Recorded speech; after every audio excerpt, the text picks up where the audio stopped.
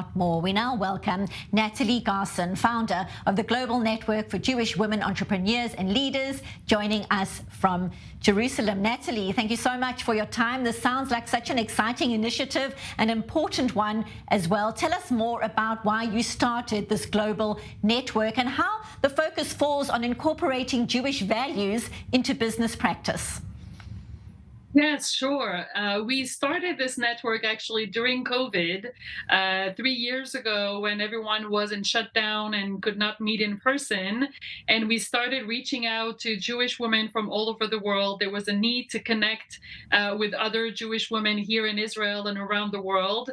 And we started to meet every month on Zoom. And today, like you said, we have reached more than 1,000 women coming from 18 countries. And we find that there is a need for those Jewish women to connect in a safe place, to be with like-minded people, and to connect with their Jewish identity and with Israel at the same time, to give back to the world and to go back to their communities, to be able to be this Jewish woman leader, proud of who they are, proud of their heritage, and at the same time leader in the business world. And for that, integrating the Jewish values inside their business and inside their leadership is a great tool that they use inside their business and in their lives as well. So given that you're in touch with so many women from around the globe, what are some of the challenges that they are facing right now in terms of leadership, in terms of the impact that they feel that they are having in the workplace right now?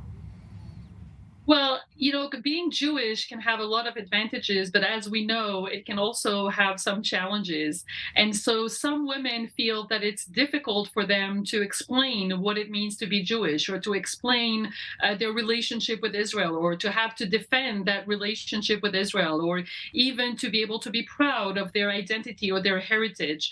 And so sometimes they have to explain themselves, or they have to face anti-Semitic attacks, or, in the workforce, or with their colleagues, or with their potential clients, or even in social media. Some women don't even want to say that they're Jewish. They are trying to hide it. And so we're trying to really bring back that sense of identity and that sense of being who they are and proud of who they are, and using this as a leadership tool rather than something that could be a challenge for them. And so connecting with other women, seeing that everyone around the world might have the same problems or the same challenge, is giving them hope and giving them strength. And it's really, when you put women in the same room, they are here to support each other, they're here to help each other, and seeing that everyone is facing the same challenges is really helping them grow their business, expand it, and be prouder of their identity and who they are. So yeah, it's a win-win for everyone. It certainly is disturbing, though, to think that people feel that they can't be open about their identity on any sphere in any part of the world right now. But as you say, that is sadly the reality for so many people at this moment. You yourself have been writing about the need for a new paradigm shift in leadership. What exactly does that mean, and what are leaders now needing to bring to the table that is different? Your thoughts?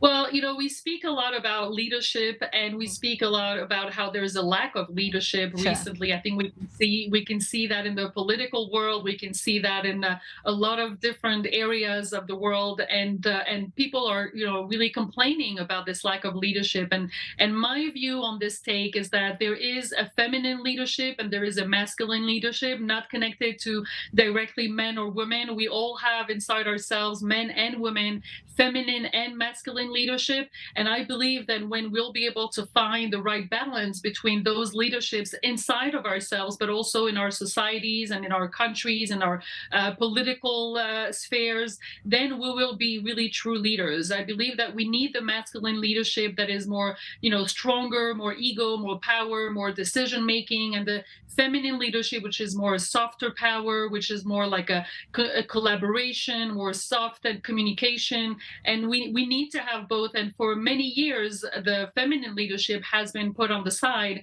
for the masculine leadership to have a more present role in the front of the scene. And today we see how women want to come back with this feminine leadership. And I believe that it's not one or the other. It has to be both, so that we can all be leaders, choosing the different leadership to use when we need it, not for ourselves, but for the greater good. What do you say, though, to women who say if they show that more feminine side, as you are calling it, that you are seen potentially as weak, or perhaps are being told you're too emotional? Is that the kind of feedback you're getting from the people that you're interacting with?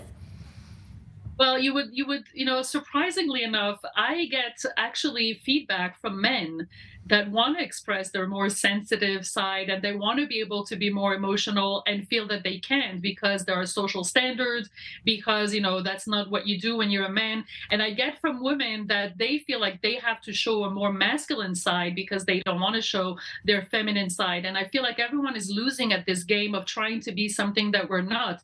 Whereas when we're looking at the balance and the alignment between those two forces, that's where the secret lies, as far as I'm concerned, for a personal leadership, but also for a collective leadership.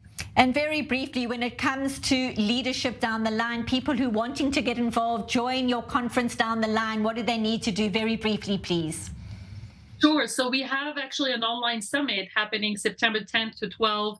Everything is online with 18 amazing speakers who are all women, who are going to speak about how to align Jewish values with our leadership. And that will bring us to the conference that you mentioned that is happening in January in 2024 in Jerusalem. Well, we wish you all the very best with your initiative. Natalie Garson, the founder of the Global Network for Jewish Women Entrepreneurs and Leaders, live from Jerusalem. Thank you so much for your time and all the best. Thank you so much.